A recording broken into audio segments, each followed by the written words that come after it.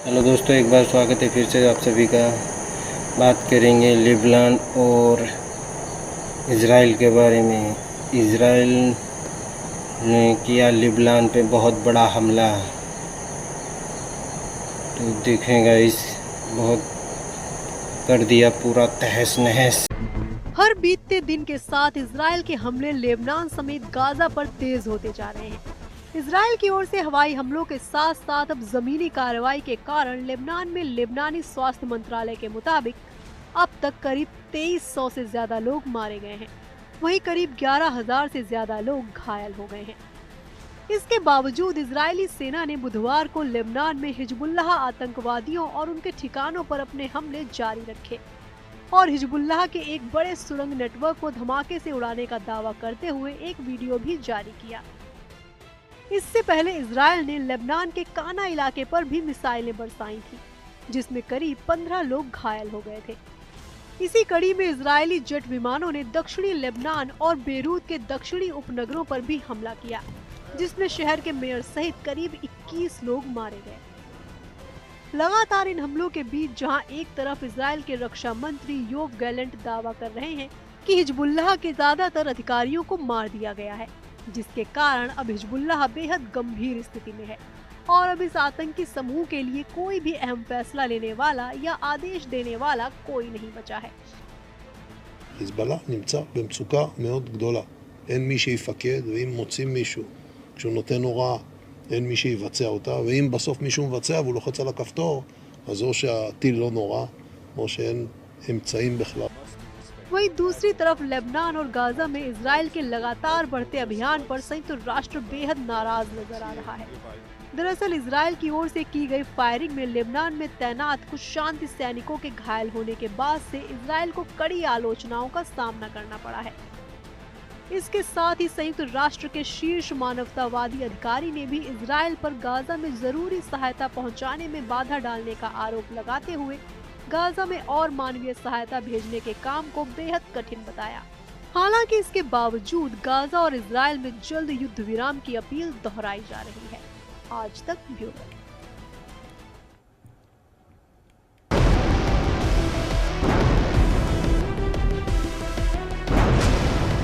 दक्षिणी लेबनान पर हुआ ये हमला उस तबाही की एक झलक भर है जो बीते कुछ दिनों में लेबनान के बड़े इलाके में जमकर बरसी है। मलबों के ढेर में जिंदगी के निशान ढूंढते लोगों की ये तस्वीरें लेबनान के काना इलाके की हैं, जहां महज एक हमले से कई परिवारों की खुशियां छिन गईं। दरअसल लेबनान के काना शहर पर इजरायली सेना ने भीषण हमला किया है। इस हमले की वजह से करीब 15 लोगों की मौत हो गई, जबकि दर्जनों लोग घायल हो गए। ये हमला इतना भीषण था कि हमले के बाद कई इमारतें जमींदोज हो गईं। यहाँ रहने वाले लोगों की माने तो दर्जनों लोग ऐसे हैं जो मलबों में दबे हुए हैं। यहाँ रहने वाले लोगों के मुताबिक मलबे में दबे लोगों ने अपने घरों को खाली करने से इनकार कर दिया था। معظم العائلات اللي هي موجودة تحت الأنقاض هي عائلات مدنية أبت أن تكون عم تترك هذا البلد وتروح على أماكن نزوح تانية. استشهدت بأرضها وهنيئا لهم الاستشهاد. बता दें, इस शहर से हिजबुल्लाह और इजराइल के बीच हुए पुराने संघर्षों का इतिहास जुड़ा हुआ है। बुधवार को ये अकेला हमला नहीं रहा जहां इजरायली बमों ने कहर बरपाया हो। इस हमले से ठीक पहले बेरूत के आसपास के कई इलाकों पर भी हमले हुए। इन्हीं हमलों में एक था लेबनान के नबातियह इलाके पर हुआ हमला। लेबनानी स्वास्थ्य अधिकारियों के मुताबिक ये हमला यहाँ की नगरपालिका की इमारत को निशाना बनाकर किया गया। इस हमले में 5 लोगों की मौत हुई, जिनमें यहाँ के मेयर भी शामिल हैं। इस तरह के कई हमले जहाँ लेबनान के मित्र देशों को परेशान कर रहे हैं, वहीं संयुक्त राष्ट्र भी लगातार हो रहे हमलों को लेकर चिंता जता रहा है। हालांकि इन सबसे अलग ऐसे कई देश हैं जो खुलकर इजराइल को हथियार मुहैया करा रहे हैं, इजराइल को अपना समर्थन दे रहे हैं। इन्हीं देशों में एक जर्मनी है, जहां के चांसलर ने इजराइल को हथियार मुहैया कराते रहने की बात कही है। ओलाफ शोल्ज ने साफ कहा है कि इजराइल जर्मनी पर हथियारों के लिए भरोसा कर सकता है। ऐसे में ये कहना गलत नहीं होगा कि रूस यूक्रेन युद्ध की तरह ये युद्ध भी खत्म होने की जगह और अधिक भड़कता दिख रहा है। आज तक ब्यूरो। देर रात बेरूत समेत लेबनान के नबाती और तैबेह गांव के कुछ हिस्सों से अचानक आग की उठती लपटों के साथ साथ धुएं के गुबार ने लोगों को डरा दिया। हालांकि इसके पीछे कारणों का पता नहीं चल सका। लेकिन मेरी जानकारी के मुताबिक इजरायली सेना ने हिजबुल्लाह के खिलाफ अपनी कार्रवाई को लगातार बढ़ाते हुए हवाई हमलों के साथ साथ दक्षिणी लेबनान पर अब जमीनी कार्रवाई को भी तेज कर दिया है। इसी कड़ी में इजरायली सैनिकों ने 2 वीडियो भी जारी किए, जिसमें से पहले वीडियो में इजरायली सैनिकों को दक्षिणी लेबनान में घुसकर एक स्मारक स्थल के पास इजरायली झंडा लगाते और उसे लहराते हुए देखा जा सकता है। वहीं दूसरी ओर हवाई हमले में हमास के आतंकियों को निशाना बनाने के साथ ही जबालिया शिविर में एक क्लिनिक में बने आतंकी ठिकानों को भी निशाना बनाने का वीडियो जारी किया। वीडियो में क्लिनिक के अंदर मौजूद कई हथियार, विस्फोटक और गोला बारूद को दिखाया गया। लेबनान पर लगातार हो रहे हमलों के बीच हिजबुल्लाह ने कार्यवाहक नेता शेख नईम कासिम ने एक भाषण के दौरान दुश्मनों को गंभीर चोट पहुंचाने की तैयारी में लगे होने की बात कही, जिसके जवाब में इजराइल के सैन्य प्रमुख जनरल हर्जी हवेली ने भी हिजबुल्लाह को बड़े संकट में बताया। חיזבאללה מסתיר את ההרוגים אצלו, הוא לא אומר, ומצד שני הוא מדמיין הרוגים אצלנו. עכשיו יש פה פער שהוא בעיקר מעיד על זה שהארגון נמצא במצב קשה. ואנחנו צריכים להמשיך להגדיל את הפער הזה, להמשיך לעשות, לשמור על האנשים שלנו, לפגוע בפעילים שלהם, ובעיקר להבין שחיזבאללה במצוקה וצריך להגדיל אותה. हालांकि लेबनान में लगातार बढ़ रहे इजराइल की जमीनी कार्रवाई पर चिंता जताते हुए यूएन ने एक बार फिर इजरायली बलों और हिजबुल्लाह के बीच संघर्ष विराम के लिए अपने आह्वान को दोहराते हुए यूनिफिल शांति रक्षकों की सुरक्षा के लिए इसे एकमात्र तरीका बताया। दरअसल हाल ही में इजरायली हमले में दक्षिण लेबनान में मौजूद 5 शांति सैनिक घायल हो गए थे, जिसके बाद शांति सैनिकों को देश से वापस बुलाने की इजराइल की एक तरफा मांग की निंदा करते हुए इटली की पीएम जॉर्जिया मेलोनी ने सप्ताह के अंत में लेबनान की यात्रा की घोषणा कर दी।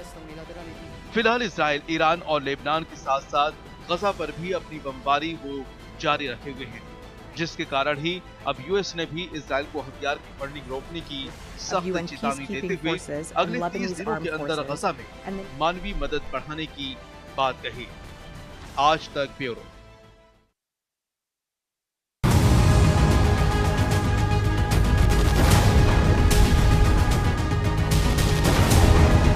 ईरानी रिवोल्यूशनरी गार्ड्स के कुर्द फोर्स के चीफ जनरल कासिम सुलेमानी की बगदाद में ड्रोन अटैक में मौत।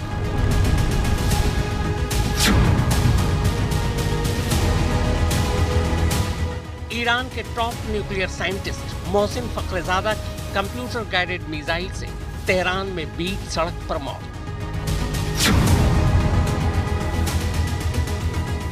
ईरान के राष्ट्रपति इब्राहिम रईसी की हेलीकॉप्टर दुर्घटना में मौत।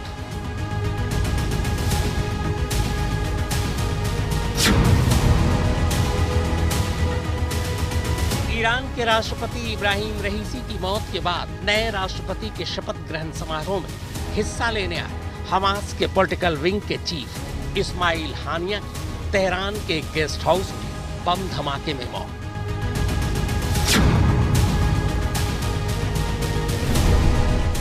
बैरूत के दाहिया इलाके में एक बंकर के अंदर इजरायली एयर स्ट्राइक में हिजबुल्लाह चीफ हसन नसरल्लाह की मौत।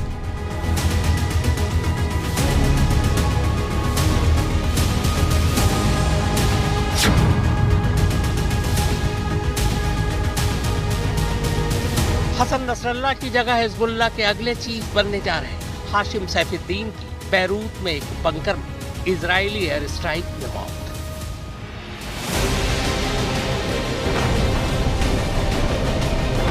ईरान के कुछ और न्यूक्लियर साइंटिस्ट और हिजबुल्लाह और हमास के कुछ और कमांडर को छोड़ दें तो पिछले 4 सालों में हुई इन 6 मौतों ने ईरान को चौंका कर रख दिया है। वजह यह है कि ये 6 की 6 मौतें मामूली नहीं, बल्कि ये वो 6 लोग थे जिनका रूटीन, जिनकी मीटिंग, जिनके ठिकाने, जिनकी मूवमेंट इतने गुप्त रखे जाते थे कि खुद इनके अंदर के बड़े बड़े कमांडर और सरकारी हुक्मरानों तक इनकी खबर नहीं लगती थी। तो फिर सवाल यह है कि आखिर इजरायली सेना या इजरायली खुफिया एजेंसी मोसाद को इन सब के ठिकानों के बारे में इतनी सटीक जानकारी कहां से मिली, किसने दी? क्या खुद ईरान के अंदर ईरान का कोई गद्दार और मोसाद का कोई बड़ा जासूस है? अगर हाँ तो वो कौन है?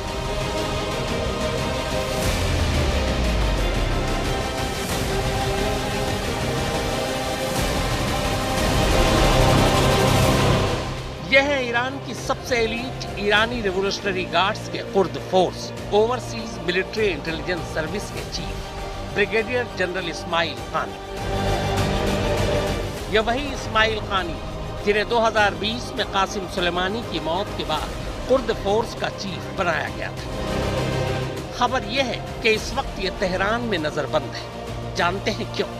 क्योंकि इन पर इल्जाम है कि यही ईरान में मोसाद के सबसे बड़े जासूस हैं, यानी ईरान के सबसे बड़े गद्दार और हाल के वक्त में इजराइल के हाथों हुई सभी हाई प्रोफाइल किलिंग के असली मास्टरमाइंड।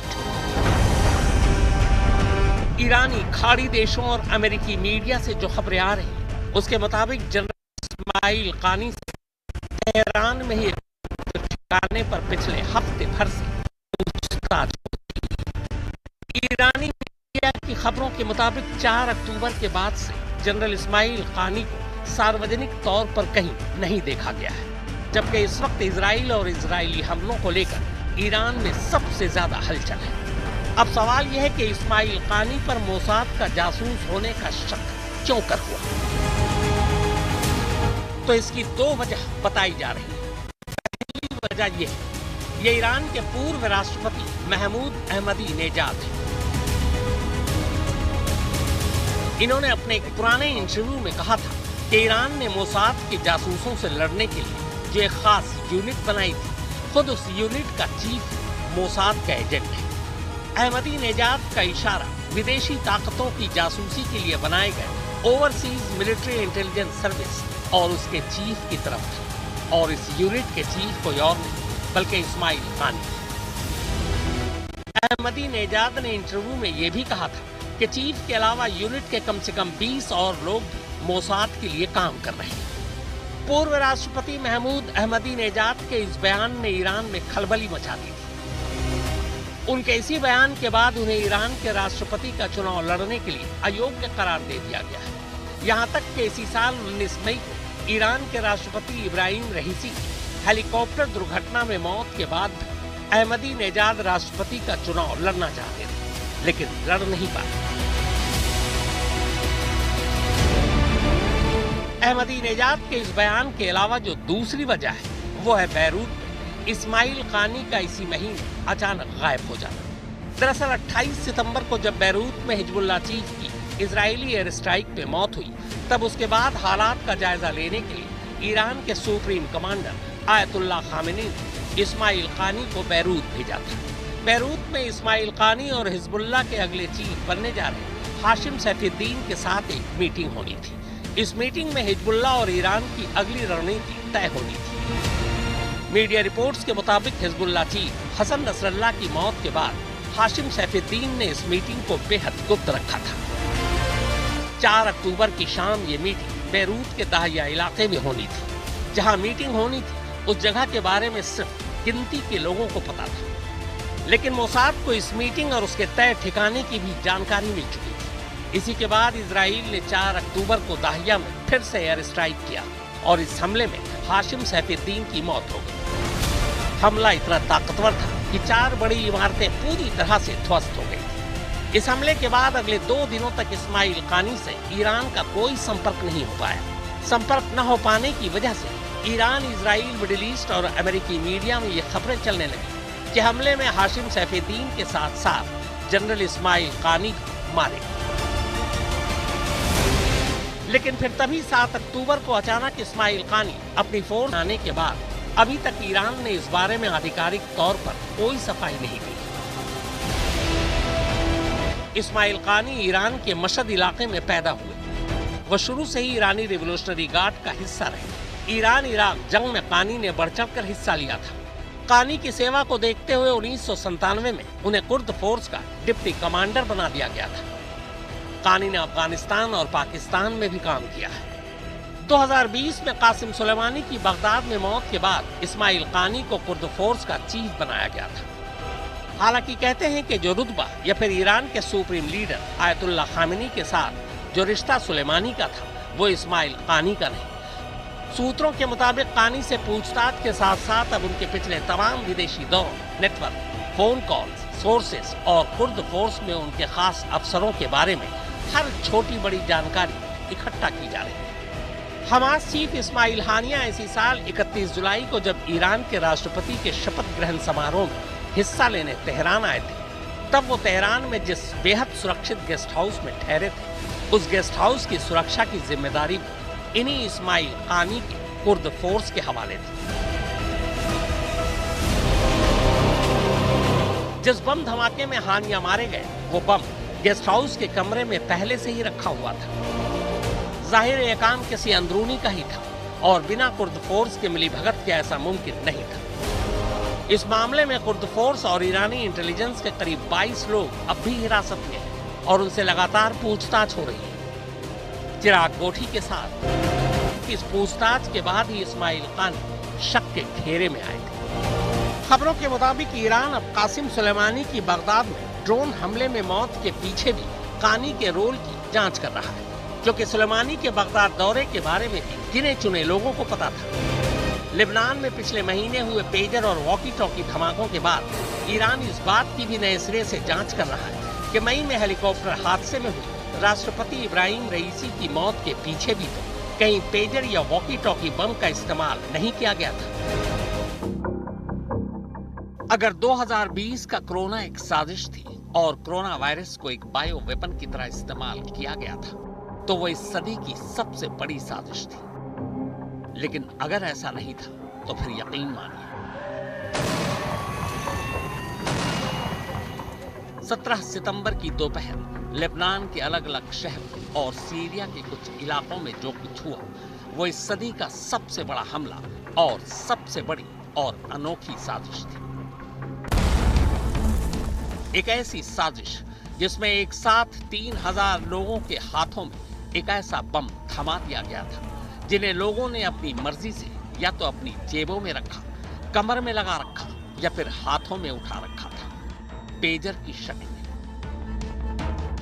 इसके बाद जैसे ही दोपहर के 3:30 बजते हैं, अचानक एक साथ उन्हीं 3000 पेजर पर एक मैसेज आता है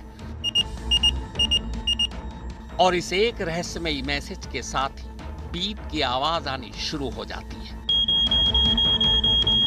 फिर जैसे ही बीप की आवाज खामोश होती है, अचानक धमाका होता है।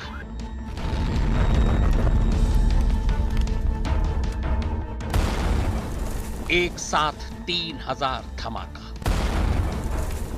दुनिया में शायद ही इससे पहले इतनी बड़ी तादाद में, इतने बड़े इलाकों में एक साथ इतने बड़े पैमाने पर धमाके हुए हों।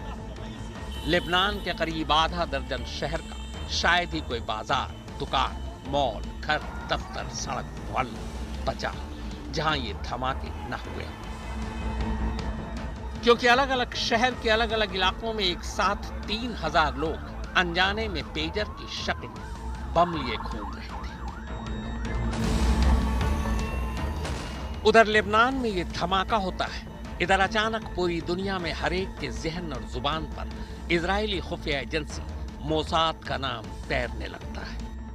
किसी साई-फाई या जासूसी फिल्मों की तरह इतनी सटीक और खतरनाक साजिश मोसाद ही रच सकता था। सीरियल धमाकों की ऐसी साजिश जिसके बारे में 17 सितंबर की दोपहर से पहले कोई सोच भी नहीं सकता था। कोई सोच भी नहीं सकता था कि मोबाइल के दौर में कोई पेजर को भी बम बना सकता है। पर यहां सोचने वाली बात यह थी कि साल 2000 के आते आते जिस पेजर को मोबाइल खा चुका था, जो पेजर भूली बिसरी यादें बन चुका था, जिस पेजर का इस्तेमाल दुनिया ने बंद कर दिया था, वही पेजर लेबनान में एक साथ 3000 लोगों के हाथों या जेबों में क्यों था? इसके अलावा ईरान के टॉप साइंटिस्ट मोहसिन फखरेजादा की 2020 में तेहरान में बम धमाके में हुई मौत अब शक के घेरे में है। बेशक फखरेजादा की मौत कंप्यूटर से ऑपरेट किए गए बम धमाके में हुई थी, मगर फखरेजादा चूंकि ईरान के सबसे बड़े न्यूक्लियर साइंटिस्ट थे, लिहाजा उनकी मूवमेंट तक बेहद गोपनीय रखी जाती थी। बिना किसी गद्दार के फखरेजादा के मूवमेंट की जानकारी इजरायली को नहीं मिल सकती थी, क्योंकि ये सब कुछ तेहरान के अंदर हुआ था। फिलहाल इजराइल और ईरान के बीच हालात बेहद खराब चल रहे हैं। ईरान के इजराइल पर मिसाइल दागने के बाद इजराइल ने ईरान पर हमले की धमकी दे रखी है। यहाँ तक कि वो ईरान के न्यूक्लियर ठिकानों को भी निशाना बनाने की बात कर रहा है। शनिवार को ईरान के न्यूक्लियर ठिकाने समेत कई सरकारी दफ्तरों पर साइबर हमले हुए हैं। इसके लिए इजराइल को जिम्मेदार ठहराया जा रहा है। इस हमले में जरूरी सूचनाएं भी चुराए जाने का दावा किया गया है। अब ऐसे में अगर ईरान के अंदर ही मोसाद का जासूस घुसा बैठा है तो ये ईरान के लिए और भी खतरनाक बात है। और ऊपर से अगर वो कुर्द फोर्स का जनरल है तो फिर खतरे का अंदाजा आसानी से लगाया जा सकता है।